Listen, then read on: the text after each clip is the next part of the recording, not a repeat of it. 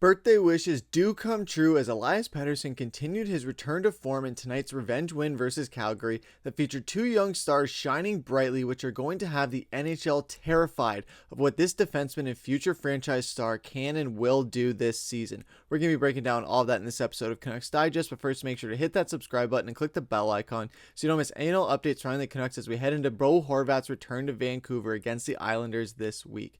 With that, let's hop into the first topic of the day, which is birthday wishes come true. So on Elias Pettersson's birthday today, the Vancouver Canucks gifted him with a 3-1 victory after they came out guns blazing in the second period to improve to 8-3-3 on the year and 2-2-3 at home, taking down the Calgary Flames, a division rival. And looking at the scoring, of course, Elias Pettersson, the birthday boy, was the one who got it going, not just getting a goal for himself, but also getting a power play goal and getting the Canucks' first goal of the game. Pius Suter responded quickly thereafter as well with a goal of his own, and then Erik Brannstrom getting his first career goal in the third period to seal the deal for the Canucks, with Elias Pettersson getting an assist on that as well. And Jake DeBrusk continuing his scoring streak as well, getting the secondary assist on that one. JT Miller as well getting 2 assists of his own. And when looking at the game stats, you see there that Vancouver did dominate the shots on goal, edging out Calgary by 4 shots. In the faceoff circle, it was a lot more of a landslide, beating them 60-39 in the faceoff circle. Power play, we were 1 for 3. At least we got it going. And of course, it was Petey of all people, the birthday boy, like I just said, and as well as getting more and more confidence under him as we progress through this season. Penalty minutes, Vancouver didn't take as many. We were more physical. We had more block shots. We did unfortunately have more giveaways, but we did get one more takeaway than Calgary got. The block shots and the hits is something that you do like to see from Vancouver. It's something that we are seeing more and more as this season goes on. And when looking at the 3 stars of the game, of course, Elias Pettersson getting 1 goal, 1 assist, and it being his birthday, like I just keep saying. I can't say it enough because it was awesome that Petey was able to continue this streak that he is on of just scoring and getting on the point sheet, getting his legs back under him and getting more confidence going after all the noise heading into the season and to start the season. We're finally seeing Petey kind of get back to the way that he was.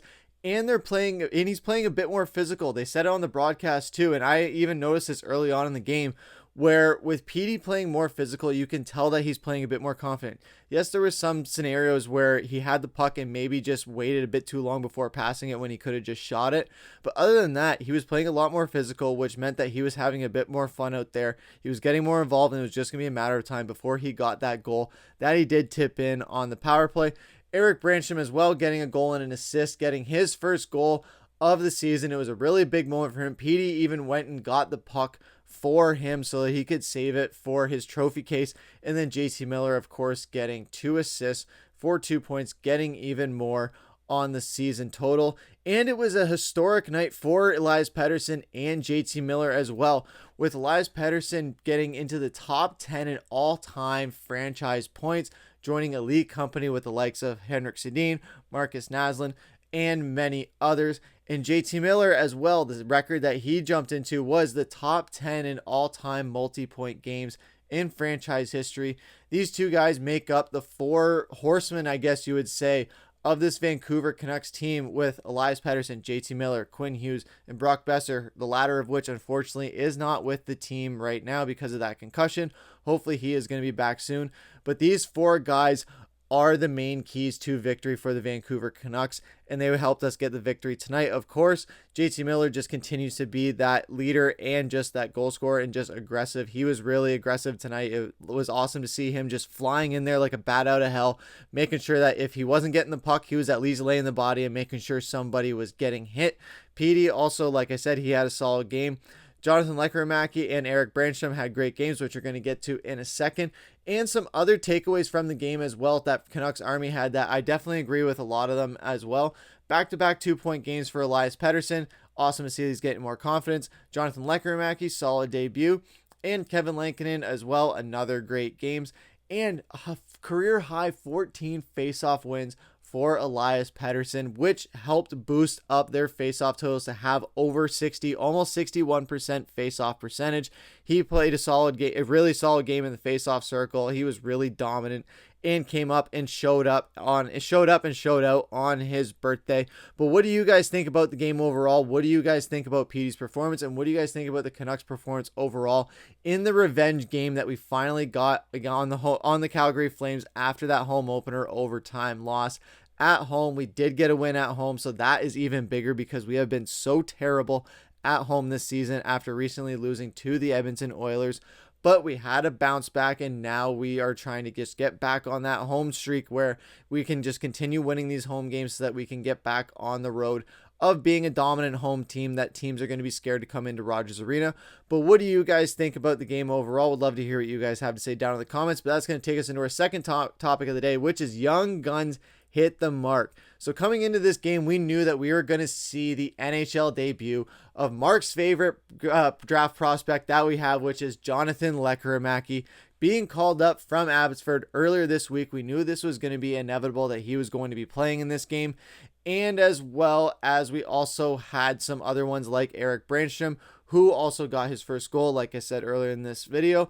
And as well, you had some really good pairings there where you had DeBrusk, Pettersson, and Garland. They were a really nice pairing. Pettersson, like we said, dominant in the faceoff circle, really boosted that line. Kiefer Sherwood, I can't say it enough times, he has been one of the most exciting Canucks to watch this season. And Jonathan Lekkerimäki as well, mid-game was promoted onto the power play unit. Yes, there was some moments where maybe he didn't move his feet as much as he could have in front of the net, especially. He was kind of just hanging around there, not really doing too much. And then when the puck came to him, he was quick to get rid of it. So would like to see him move his feet a bit more that way. But other than that, he had 2 shots on goal, which was really nice of a confidence booster. He did have a solid chance on a Miller pass that was just a little bit too far for him to reach. So hopefully on the next time that opportunity comes Miller and Lekkerimäki's way, it is able to be buried in the back of the net. Of course, when Brock Boeser comes back, he's going to be jumping back on that first line. But for Lekkerimäki to jump on the first line right away, it was great confidence boost for him, and just goes to show the faith that this Canucks organization has in him. They threw him on the top line in the top 6 forwards right away, right off the bat, when other guys like Aatu Räty and Archibald Bains and some other ones have been just thrown into that third or fourth line just to see how they do with those bottom feeders and the bottom 6 forwards. But Lekkerimäki jumped in the top 6 right away and made a splash. After the game as well, he was asked about his NHL debut.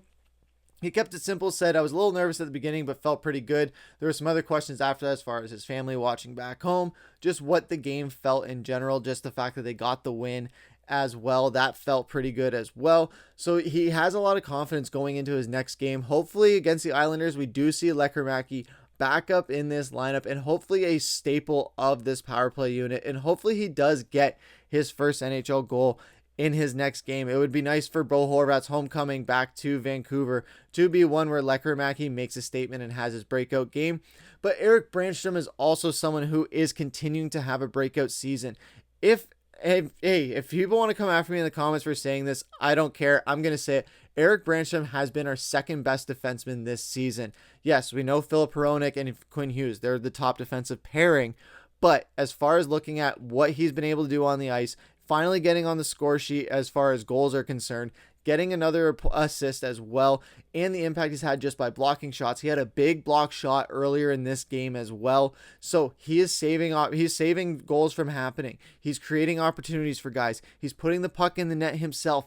And he's also getting out there and getting physical with guys, trying to pick fights in between whistles and just being physical on the edges and making sure guys are pinned to the boards. So Erik Brannstrom, what do you guys think? Do you guys think he's worthy of moving into that second pairing? We know Carson Soucy and Tyler Myers just have not been getting it done this season. Do you break up that pairing? We know they're the shutdown pairing, and Brannstrom would be going against team shutdown pairings. But is he fast enough to evade through them? Kind of like Quinn Hughes is. He kind of just wiggles through those. I'm not saying that Brannstrom is Quinn Hughes, not by any stretch of the imagination, but he does have more speed than any other defenseman aside from Quinn Hughes has right now. So why not utilize that to your advantage against a shutdown pairing where if the opponent's shutdown pairing is on the ice, they're going to be taller, they're going to be slower. Yes, they're going to have more reach, but they are going to ultimately be slower. So Brannstrom could potentially sneak in between those guys and create some opportunities. But what do you guys think down below? Would love to hear what you guys have to say, but that's going to take us into what you guys have to say, which is comment of the day. And we see here from Callum McKenzie that Lekkerimäki needs to be playing with Pettersson and bump up Sherwood to round it out. Reunite Dakota, Garland, and Bluger and fill out the fourth line. What's left, example, Höglander, Ratu, and Baines. I really like this take. I think Lekkerimäki, Pettersson, and Sherwood would be an interesting pair because you have Pettersson who's just getting hot right now. Maybe you don't break up the line pairing that he's on right now because it worked really well tonight. But then you also have Sherwood being bumped up to bring that physicality. So I think that could be a line pairing where that works really well. Obviously, when Dakota Joshua comes back, he's going to be put with Connor Garland. Those guys are a dynamic duo. We know that as from last season as well. So that's going to be inevitable once they come back, especially with Teddy Bluger already having that chemistry with them. But Lekkerimäki, Pettersson, and Sherwood, I think that would be a fun trio to watch at some point this season. But what do you guys think down in the comments below? What do you guys think about the game against the Islanders coming up? What do you guys think will be the final score? I know it's a little bit early to call, but what do you guys have to say down in the comments? Leave a like, comment, subscribe, hit that bell icon so you don't miss the updates dropping before that Islanders game hits. We're going to be coming at you with another video tomorrow, so stay tuned for that. But that's going to do it for this episode of Canucks Digest. I've been your host, Griffin. Take care.